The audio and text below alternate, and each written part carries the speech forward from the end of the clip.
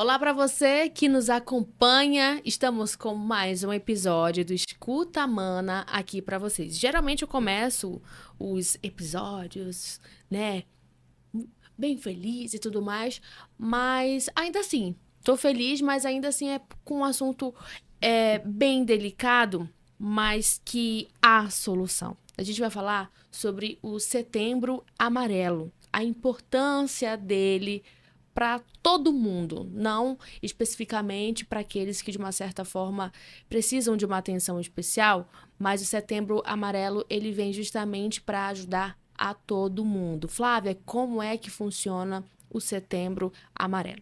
Quem vai explicar para a gente é a nossa convidada especial de hoje, que é a Giane Leite. Ela é a chefe da divisão da Rede de Atenção Psicossocial da Sensa, que é a Secretaria Municipal responsável pela saúde. Giânia, seja bem-vinda ao Obrigada. Escuta Mana aqui pra gente, para explicar o que é o Setembro Amarelo e a importância dele para todo mundo. Uhum. Bom, então começo agradecendo, Flávia, pelo convite. É uma oportunidade muito boa da gente estar falando sobre essas questões, disseminando informações, que é o principal objetivo da campanha Setembro Amarelo. Essa campanha é a maior campanha anti-estigma do mundo. Ela está presente em vários países. Ela se iniciou nos Estados Unidos a partir de uma situação de um jovem rapaz que morava numa cidade do interior.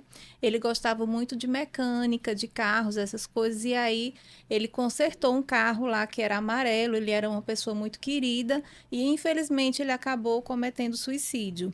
E aí, a partir dessa situação, aquela cidade começou a se mobilizar, disseminando cartõezinhos por todos os locais, dizendo assim: se você precisar, peça ajuda. E aí começou, depois de 3 semanas, começou já uma pessoa pediu ajuda por conta do cartão, e Olha. isso foi se espalhando. E aí começou a ter essa compreensão de que é possível, sim, nós desenvolvermos algumas ações para prevenir questões de tentativas de suicídio. E aí essa campanha chega ao Brasil, a Associação Brasileira de Psiquiatria, junto com o CVV, que é o Centro de Valorização da Vida, estão mais à frente dessa campanha no Brasil, e a Sensa Manaus, que é a Secretaria Municipal de Saúde, também abraça essa campanha, e todos os anos a gente desenvolve ações relacionadas à prevenção ao suicídio no mês de setembro. E é por isso que é Setembro Amarelo, por conta Isso, do por conta carro disso. amarelo, e eu pensando Isso. que o amarelo era justamente pela questão da atenção. Na Também é, verdade, né? também, né? Mas Aham. começou principalmente por conta desse carro, que Olha era um só. carro que pertencia a essa pessoa. Olha que legal, realmente eu não sabia dessa história. Setembro Amarelo, eu colocava na minha cabeça que era justamente, olha, a gente precisa de uma atenção, amarelo, né? A Sim. atenção quanto a esse assunto que as pessoas hoje, cada vez mais, elas estão falando sobre o Setembro Amarelo, mas na contrapartida há aquela questão de você, a gente precisa se afastar de pessoas tóxicas, de pessoas problemáticas, de pessoas que só sabem falar de saúde, pessoas que sempre estão doentes, pessoas que sempre estão com problemas financeiros, pessoas que sempre têm problema na família. Então a gente precisa se afastar de pessoas tóxicas. Como é que a gente pode lidar com essa situação? Bom, vamos lá. Vamos começar então falando das pessoas que pensam em suicídio, né? 96% das pessoas que pensam em suicídio, conforme as pesquisas mostram, elas têm algum transtorno mental. Então, a campanha Setembro Amarelo, ela parte desse pressuposto, de que se alguém tem um transtorno mental e esse transtorno mental ele é tratado, as chances de que aconteça um suicídio ou uma tentativa de suicídio se reduzem consideravelmente ou até param de acontecer. A partir do momento que eu identifico, né, que essa pessoa tem um transtorno mental, eu ofereço o tratamento adequado e a pessoa realmente começa a melhorar. A maioria dos casos é assim. A gente tem uma resposta às intervenções tanto medicamentosas, quanto de psicoterapia, quanto de oficinas terapêuticas nos nossos CAPs e várias outras ações terapêuticas que vão sendo desenvolvidas para ajudar essas pessoas. Então, assim, o que impede alguém de procurar ajuda, né?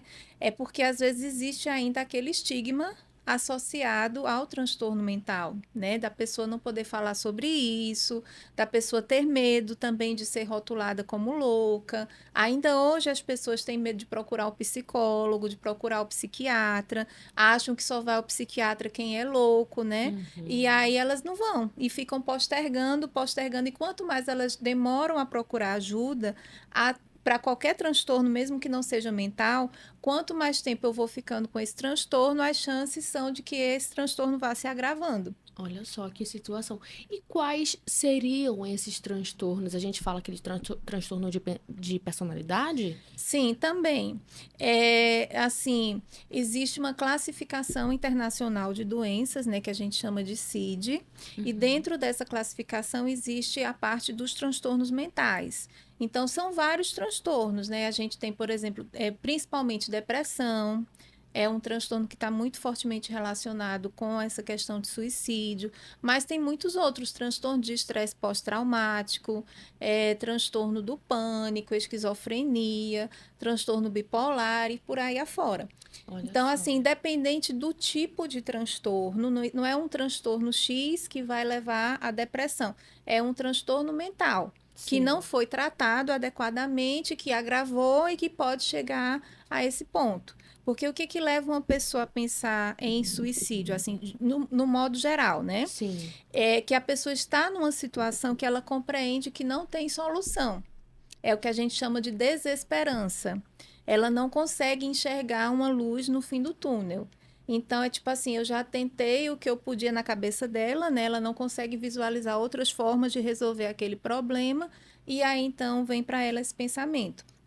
A partir do momento que ela começa a se tratar, ela começa a verificar outras perspectivas de lidar com aquela situação, começa a melhorar o humor, começa, enfim, a sair daquele quadro que ela tá por conta do transtorno mental mesmo. E geralmente a, tem a questão financeira ligada, né? Sim. Poxa vida, eu tenho uma dívida muito alta, eu não sei como pagar. É até complicado, assim, eu perguntar da Giânia sobre casos que nos bastidores a gente estava até conversando, e aí eu já percebi que, assim, Flávia, não é legal. Aí, jornalista, né? Aí fica, não, fala. Ela falou um, chegou já, a minha energia já foi lá pra baixo já, assim, porque realmente é uma situação complicada, delicada. Eu até falei pra ela, falei, poxa, é um assunto que, assim, eu até me vejo um pouco limitada, porque, por exemplo, dados não é legal de se falar, nem de comentar.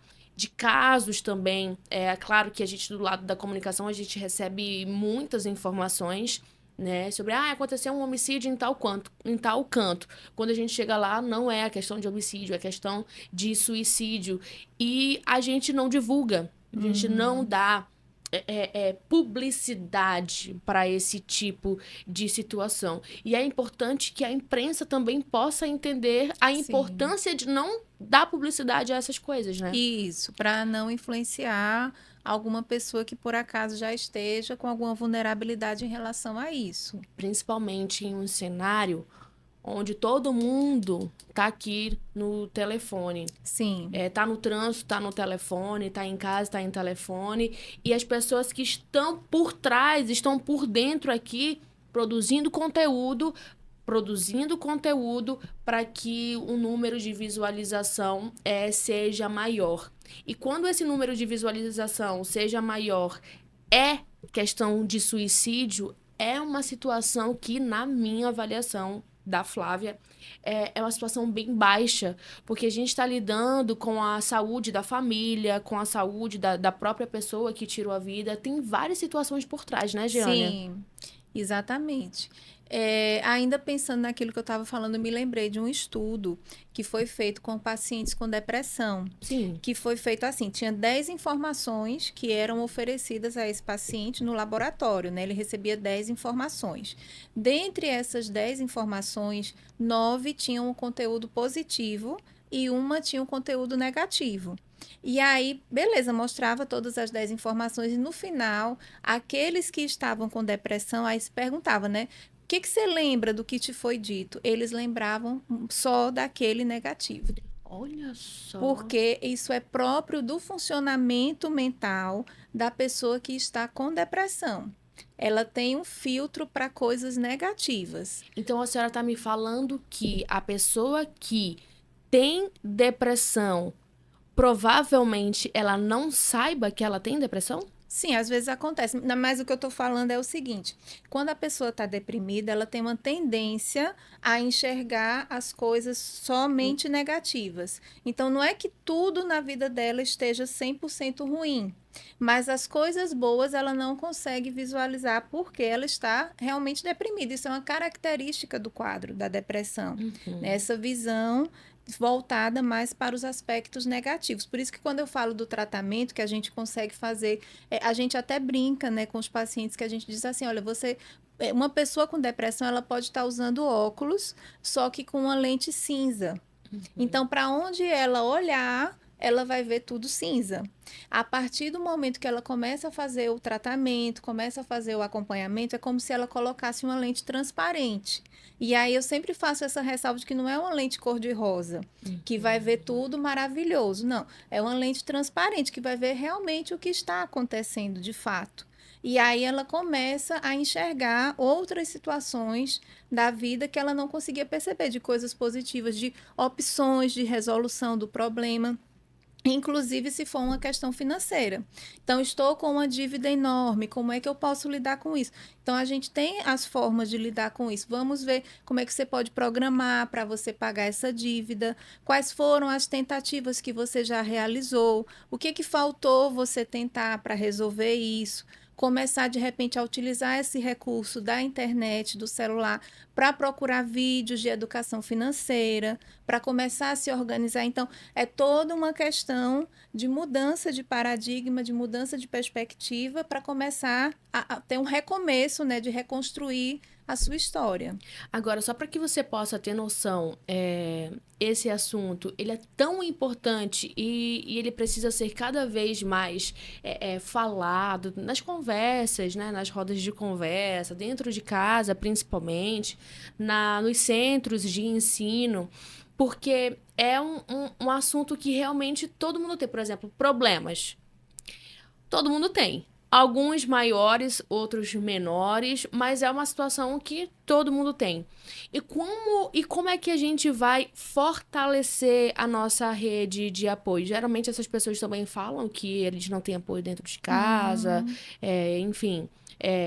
O ambiente do trabalho é complicado, então não tem o trabalho e por isso precisa pagar Sim. as dívidas, mas é um assunto tão delicado porque não envolve somente o adulto. Sim. Tem crianças também, Giane? Sim, acontece com crianças, infelizmente, né? A gente sabe que tem crianças, adolescentes, adultos, idosos, Os idosos. todas as faixas, todas as classes sociais. Não existe, assim, ninguém que esteja, né, nenhuma categoria que esteja isenta disso. Falar sobre isso, essa conversa, ela tá mais receptiva, Giane? Às vezes sim, às vezes não. Às vezes as pessoas chegam com a gente na psicologia, né, quando vem assim o paciente de primeira vez, às vezes eles ainda vêm com muitos preconceitos, né?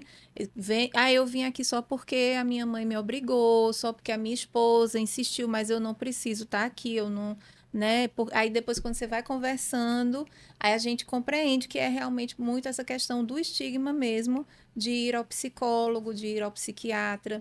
E aí, aos poucos, quando a pessoa vai entendendo o que é realmente esse acompanhamento psicológico, o que é esse tratamento de saúde, não só de psicologia, mas pensando numa equipe multidisciplinar, né? Que a gente tem hoje os CAPs, Então, são vários profissionais que atuam nessas questões de saúde mental para ajudar as pessoas. Tem alguns sinais que a família precisa observar? Por exemplo, poxa, meu filho não sai de dentro do quarto. Poxa, tem alguns objetos esquisitos dentro de casa. Poxa, não sei, tem algum sinal ou alguns sinais que precisam ser observados pela família?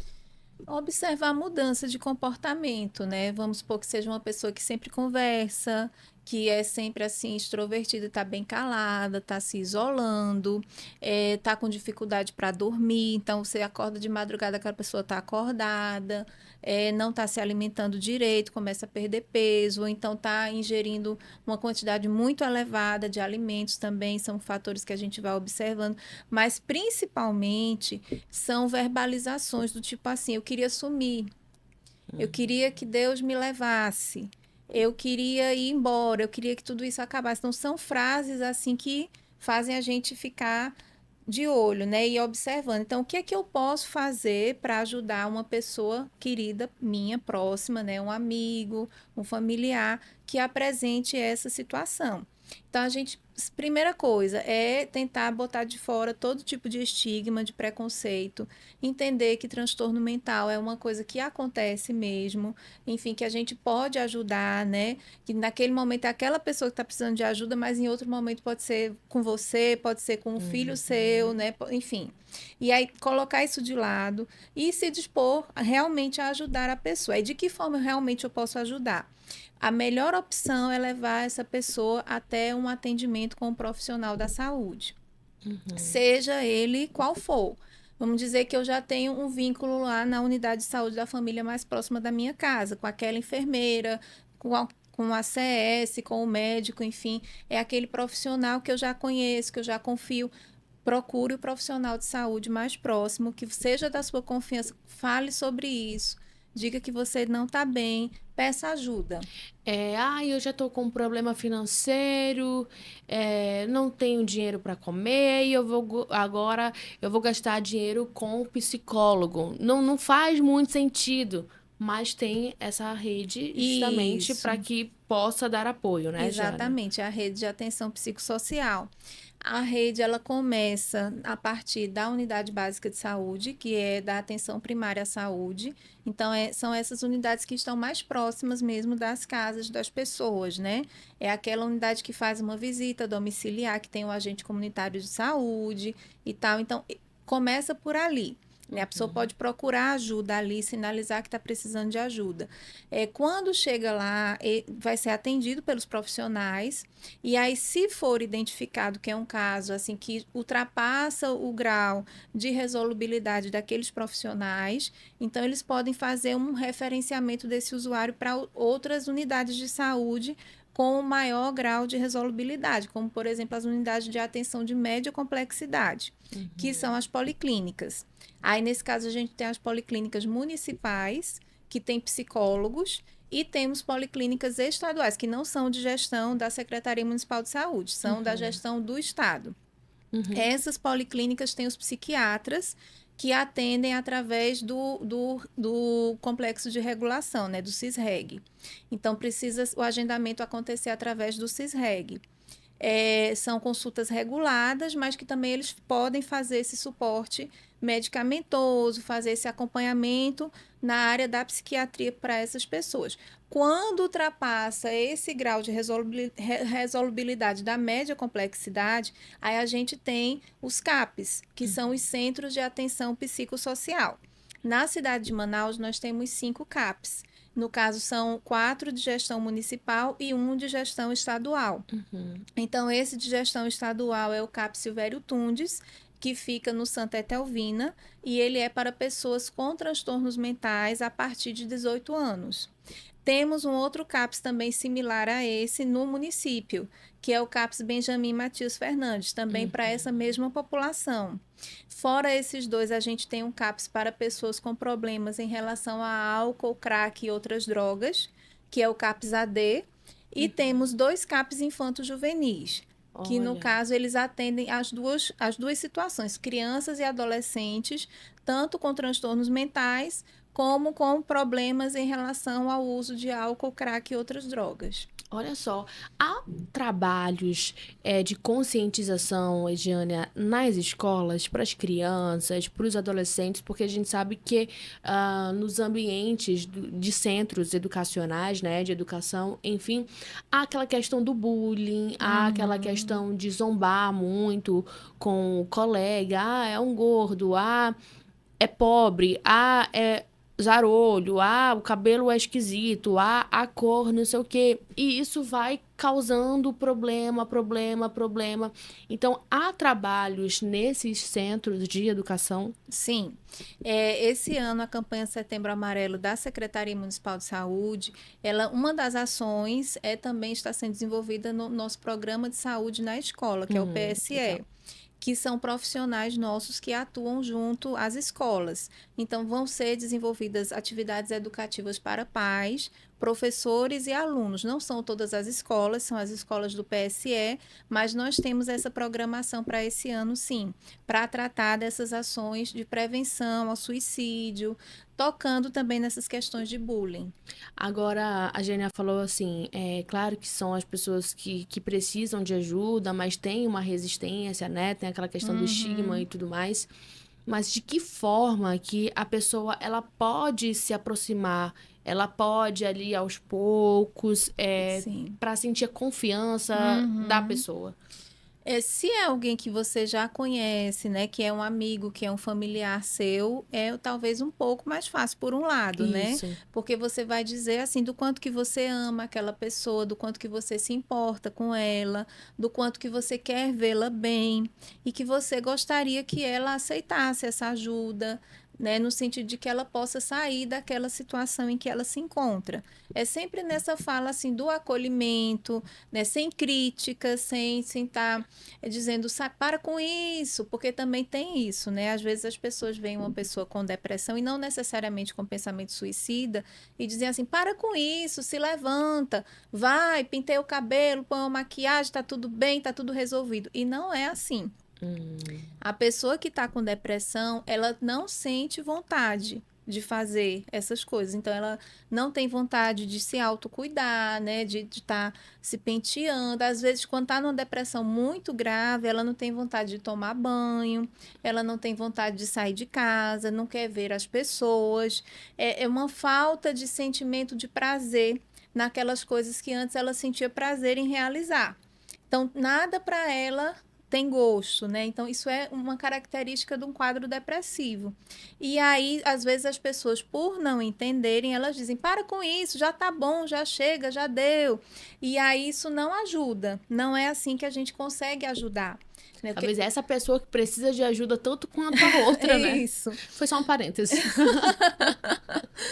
Então, assim, na verdade, para ajudar, o que a gente pode fazer é, de fato, estar ali disponível, escutar, né? Enfim, acolher a pessoa e ajudá-la a ir até um profissional especializado para ajudar. Num desses locais que eu falei, ainda tem mais alguns locais que eu não falei, eu acho que é importante Sim, colocar. sim. Depois dos CAPs, em nível de complexidade, né, nós temos o SESMAN, que é um centro, um hospital, como se fosse um hospital, é um pronto-socorro em saúde mental, Olha. urgência e emergência.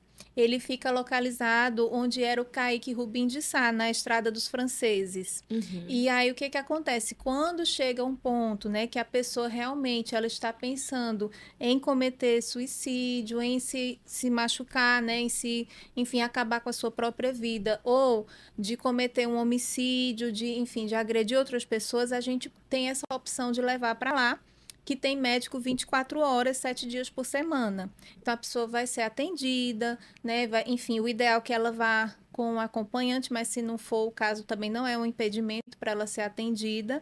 Esse serviço é do governo do estado, não é da prefeitura, mas ele também faz parte da RAPS, né? Da Rede de Atenção Psicossocial. Além disso, quando já aconteceu a tentativa, que é o que a gente, né, que é o máximo evitar que isso aconteça, mas vamos supor que já aconteceu. e a pessoa tentou, mas não chegou realmente ao óbito, mas ela está ferida. Então, não adianta ela ir para o SESMAN. O primeiro local que a família deve conduzir é para um hospital geral, para que ela possa ser atendida na parte dela orgânica, né? Então, vai receber todos os cuidados para estabilizar o quadro dela do ponto de vista físico, e aí sim é que ela vai procurar uma assistência depois em saúde mental. Agora, vocês têm noção que quando a gente fala de a saúde mental, emocional, é tão sério, é tão responsável falar cada vez mais sobre, porque às vezes a situação complicada, ela está nas frases. Por exemplo, não precisa ficar chorando não, ou você é uma fraca, ou até mesmo para as crianças, né? Isso. Olha só, as crianças Homem que não são chora, puras, né? exatamente, as crianças que são puras, estão em processo ali de desenvolvimento, os pais acabam falando, ei, homem não chora não, homem não chora. Então já tem ali o emocional reprimido, que opa, eu não posso chorar, eu não Sim. posso demonstrar fraqueza, eu não posso demonstrar o meu sentimento de frustração porque tá errado. Então aquilo vai, uma hora, esse balão que vai enchendo d'água, ele vai estourar, né, Giânia? Sim. E é importante, assim, desde pequenos, né? É o processo que isso que você falou, é o processo que a gente chama de invalidação. É tipo assim, eu tô sentindo uma dor e alguém nega que eu esteja sentindo aquela dor.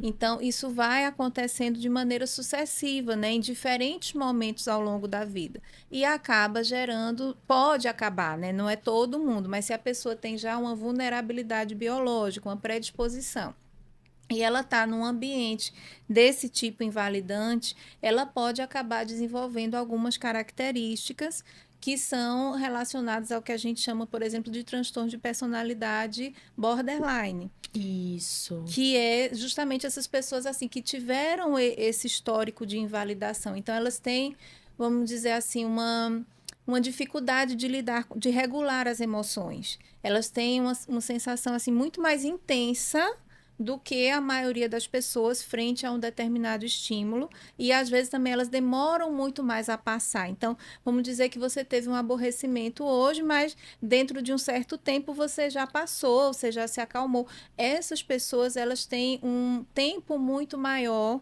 de recuperação diante de situações de estresse. Então, aí, isso tudo que vai sendo construído desde a infância, né? Desde essas situações. E também, assim, gente, não é todo mundo que vai chegar, né, a isso. Sim. Existem fatores de predisposição biológico que são associados. Então, também se eu tenho só o fator biológico, mas eu não tenho no meu ambiente nada que me direcione para isso, não quer dizer que eu vou ter. Na verdade, a gente precisa ter as duas coisas que vão potencializar as chances da pessoa desenvolver um transtorno mental, qualquer que seja ele. Olha só, então é por isso que cada vez mais é muito importante que a gente fale sobre esse assunto, que é a questão do Setembro Amarelo, porque a gente está falando sobre essa questão do suicídio. Então aqui, a gente vai evitar de falar dados justamente para que, de uma certa forma, não seja um modo de incentivo e muito menos sobre os casos. Confesso que eu até me arrependi de perguntar da Giana aqui nos bastidores sobre os casos, porque é realmente algo muito triste e que nesse estágio não tem mais como pedir ajuda. Não tem mais. Então, assim, é saber lidar com toda essa situação. Mas ainda dá tempo. Dá tempo de a gente falar sobre o Setembro Amarelo, essa questão do suicídio. Agora há pouco eu falei justamente sobre essa questão de que, vamos todos dar as mãos uns aos outros, estamos todos juntos, mas na contrapartida as pessoas, vocês precisam se distanciar de pessoas tóxicas, vocês precisam se distanciar de pessoas problemáticas, que só sabem falar de dinheiro, que não tem dinheiro, então que não tem... tá com problema de saúde, tá passando fome em casa. Não, essas pessoas, elas são tóxicas, e eu sou uma esponja, eu acabo absorvendo tudo isso. E a Jeane explicou pra gente como é que deve lidar com toda essa situação. Por isso que é muito importante a gente sempre falar disso. Até no trabalho. Tem a questão da assistência social, né? Vamos organizar uma palestra, organizar toda essa situação.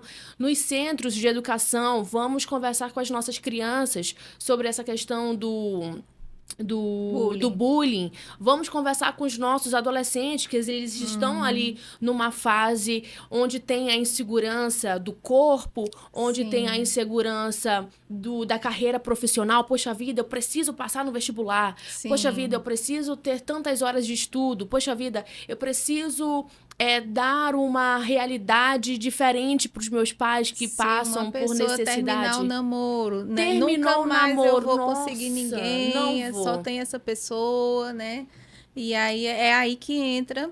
E assim, ó, quando você fala dessa questão de esponja, é uma realidade que tem realmente assim situações que quando a gente começa a ouvir muito, né, muitas histórias de sofrimento a gente pode estar trazendo para a gente, para o nosso lado pessoal, e isso é um dado interessante assim de curioso até, né, que na formação da psicologia também isso acontece, tanto é que os psicólogos eles precisam passar por acompanhamento psicológico também, para que eles não estejam misturando, digamos assim, as suas histórias, né, com as histórias dos pacientes. Então, não é que a gente vai ficar indiferente a isso. Não, quando a gente está diante de um paciente, a gente realmente está ali. Sim. Existe um vínculo real. Porém, acabou. Então, a pessoa que não é um profissional da saúde, ela não tem esse treinamento para lidar com esse tipo de situação. Às vezes pode até piorar? Pode, se ela falar alguma coisa, né, inadequada, ela pode achar que está ajudando, mas na verdade está piorando. Sim. Então, por isso que a recomendação é sempre essa. Se você precisar, peça ajuda, mas é uma ajuda qualificada.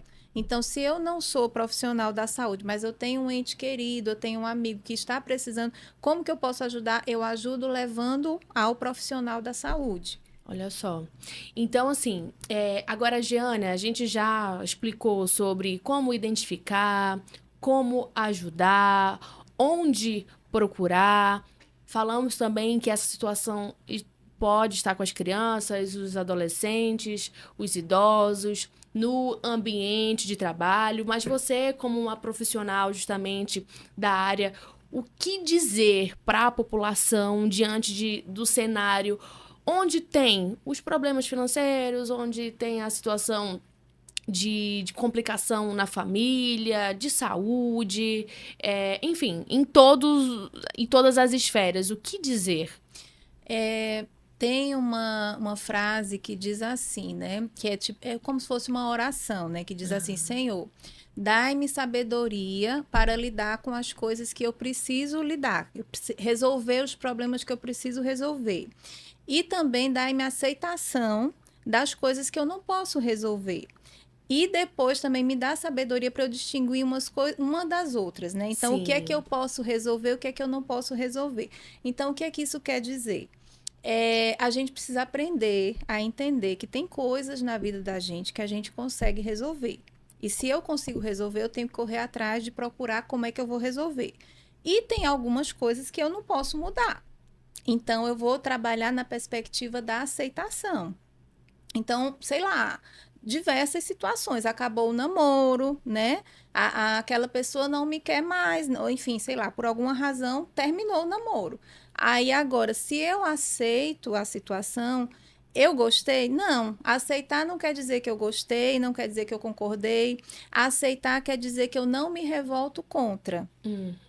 Então, aí, tipo assim, eu começo a lidar com aquela... Ok, terminou esse namoro, eu sofri, eu tô sentindo saudade, etc. Mas eu aceito, eu entendo que eu não posso fazer nada. Agora, tem um monte de coisa que eu posso fazer. Eu posso estudar, eu posso, sei lá, procurar um emprego, eu posso sair com os meus amigos, eu posso ir ao cinema, eu posso colocar água nas plantas, eu posso cuidar do meu cachorro, eu posso ligar para não sei quem, e por aí vai. Então, eu vou trabalhar dentro daquilo que eu posso fazer, reconhecendo que realmente existem situações que a gente não pode mudar e a gente precisa aceitar. Então, por exemplo, sei lá, falecer um ente querido, né? Ah, mas isso é inaceitável para mim, não sei o que. Não, começar a trabalhar na perspectiva da aceitação. Mas como assim? Eu gostei que a pessoa se foi? Não. Você sofre, você sente. É uma coisa que só o tempo vai te ajudar a se reorganizar. Mas quando você para de se revoltar contra, aí as coisas começam a melhorar. Então, é dentro dessa linha. Eu preciso identificar na minha vida o que é que eu posso mudar e o que eu não posso. Dentro do que eu não posso, eu trabalho na aceitação. Dentro do que eu posso, eu trabalho me engajando com o processo de mudança. Então, eu vou fazer tudo o que eu posso fazer para que as coisas melhorem, dentro do que eu posso fazer. Saber lidar, então, com a frustração é Isso. importante, né? Sim, exato. Mas isso desde criança, né? Desde Porque às vezes criança. os pais assim, ai, o meu filho tá chorando demais. Ah, meu filho, o que que você quer? Ah, eu quero um brinquedo do Sonic. Aí vai lá, compra o brinquedo do Sonic. Sim. Ah, agora eu quero um brinquedo e tal. Vai lá, justamente porque não consegue ver o filho chorar, não consegue ver o filho frustrado. Sim. Mas isso, de uma certa forma, é importante também Sim. para o crescimento e Exato. desenvolvimento da criança, né, Jânia? Com certeza. Precisa ter os limites desde bem novinho. Lógico que cada vez com jeito, né? Sim. A gente não vai tratar uma criança de 1 ano do mesmo jeito que a gente trata uma criança de 4, de 7, de 10. Cada criança tem uma capacidade de entendimento diferente. E a gente precisa estar atento a isso também. Mas sim, a gente não pode também atender a todas as solicitações das crianças, porque elas precisam aos poucos aprender a lidar com as situações de frustração. Por isso que às vezes, o adolescente ele tá frustrado, aí ele vai descontar na bebida, descontar na droga, descontar. Então, por isso que é importante cada vez mais os pais ficarem próximos. Eu confesso que na realidade que a gente vive hoje, parece que cada um tá em um cômodo e cada um tá com o seu celular e a conversa, ela não tá acontecendo. Mas é aquilo que a gente falou. Ainda dá tempo de mudar. Sim, com então, certeza. vamos lá, colocar todo mundo na mesa para comer, conversar, contar piada. Ou então, comenta o vídeo que tu viu no Instagram, que te mandaram no direct e tudo mais. Mas conversem. Sim. Conversem cada vez mais. Fiquem próximos, porque o tempo passa tão rápido, a vida ela é Exatamente. passageira. Então, quando tá todo mundo no cômodo com o telefone, aí já era. Acontece o que aconteceu e já foi, né? É aquela questão da sensação de engajamento, né? De eu me sentir parte de, seja da família, seja de um grupo de amigos, enfim, porque nós temos essa necessidade, né? De nos sentir assim próximos às pessoas, de nos sentir pertencentes a um grupo. Mas aí, dentro da família, a gente pode estar cultivando isso de uma forma positiva, né? Então, é hora da refeição, vamos desligar as telas, vamos conversar sobre como foi o seu dia, né? O que aconteceu na sua escola, o que aconteceu na sua faculdade, o que aconteceu no seu trabalho, como foi aqui quem ficou em casa. E esse processo aí é um processo que vai todo dia, é como se fosse uma plantinha que a gente vai cultivando. Exatamente. Olha só, é um assunto delicado, né? Essa questão do Setembro Amarelo, o suicídio, mas é importante cada vez mais a gente falar sobre isso. E dizer também que os problemas, eles têm soluções. Sim. Mas também, se o problema não tiver solução, já tá falando, ele não tem solução, então parte para outro, né? Então, assim, sempre vai ter alguma coisa e a vida, ela é feita disso, de obstáculos, de frustrações, mas também de vitórias, de bênçãos, enfim, de muitas coisas boas que podem acontecer. Mas foi aquilo que a Giânia falou. Geralmente, a pessoa que tem esse tipo de transtorno, né? Ela tá com óculos da lente cinza. Então, para onde ela olhar. Então, cada vez mais vamos conversar, mas existe sim aquele cenário que eu falei agora há pouco, né? Vamos nos afastar de pessoas tóxicas, mas é bom ter o bom senso, né? Você colocar ali, como é que fala? Equilibrar muito bem as conversas, equilibrar as pessoas, o sentimento, dentre outras questões também. Mas é importante... Tem como a gente resolver isso, né? Sim. A Jana tá aqui. Poxa, suicídio, vamos lá, atenção para a vida. E tem solução. olha só, tem solução.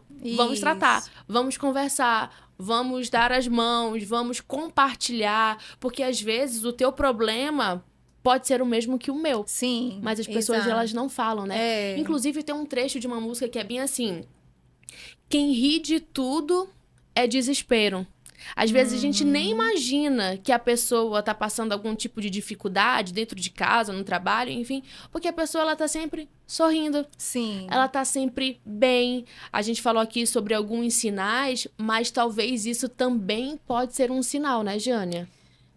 Aí a gente tem vezes que não dá para saber, né? Mas a gente fala assim, de um modo geral, quais seriam esses sinais de mudança de comportamento para as pessoas ficarem atentas. Justamente, a mudança de comportamento. A pessoa tá rindo ali, mas acontece uma coisa, a pessoa, ai meu Deus, a situação é essa. Assim, tem até uma amiga mais próxima que é justamente assim, ela é sorrindo com todo mundo, mas assim, nos bastidores é bem complicado e delicado. Mas eu gostei. Gostei de conversar com a Jeane justamente sobre essa campanha que acontece no Brasil, no mundo inteiro, No Brasil Jeane? e no mundo todo. E quais são os resultados dessa que a gente espera, né, da O que campanha? a gente espera é a diminuição do estigma, né, do que a gente chama de psicofobia, que é o estigma associado a pessoas que têm transtornos mentais, e que esse estigma, como eu estava falando no início, ele atrapalha de a pessoa procurar ajuda. Ele posterga. Quando a pessoa vem a procurar o profissional, ela já está num quadro muito mais grave. Por conta disso, porque ela evita procurar ajuda para não ser rotulada, né? De louca, de qualquer outra coisa.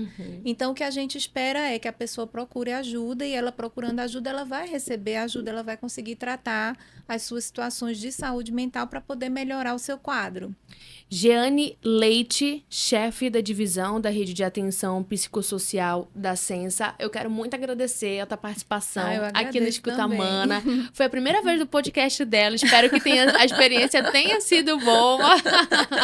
Embora o assunto seja um pouco delicado, mas olha só, a gente falando disso com leveza, a gente falando disso com responsabilidade e, assim, as portas estão abertas para Obrigada. que você ou então a equipe da Sensa volte aqui com a gente pra gente falar cada vez mais sobre esse assunto e dentre outros que as pessoas precisam conhecer e precisam saber. Sim, muito obrigada pela oportunidade, Flávia. Foi muito bom estar aqui falando sobre isso, né?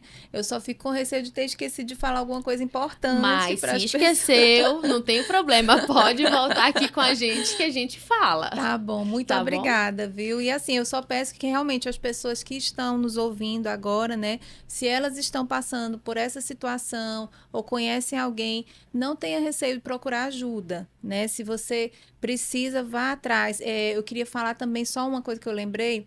Os CAPs, eles são serviços de porta aberta. Então, não precisa ser referenciado ao CAPs, não precisa ser encaminhado. Ah, legal. Aí, então, assim, se a pessoa está numa situação, né, de saúde mental, que ela não está bem, ela pode procurar o CAPS. Quando chegar lá, ela vai passar por um processo que a gente chama de acolhimento, que é com o profissional de nível superior, que ele vai fazer uma escuta da pessoa, né, e vai identificar. Se for um caso para CAPS, ela fica. Se não for, ele vai referenciar para outro ponto da rede de atenção psicossocial que seja compatível com o que a pessoa está apresentando. Olha. Então, assim, além dos CAPs, tem a unidade básica de saúde, né? Tem alguém ali, peça ajuda, não fique com esse problema para você. Por mais que a pessoa ache que é um problema que não tem solução, que é inaceitável essa situação que eu estou vivendo, etc. Mas, na verdade, tem sim.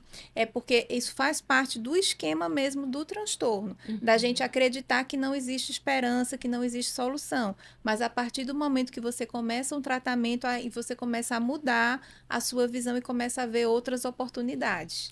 É isso aí. Muito obrigada mais uma vez pela sua participação. Espero que você tenha gostado. Eu tenho certeza que gostou do nosso episódio de hoje. E agora eu te convido para que você possa acompanhar os nossos anteriores episódios. Beijo e até a próxima.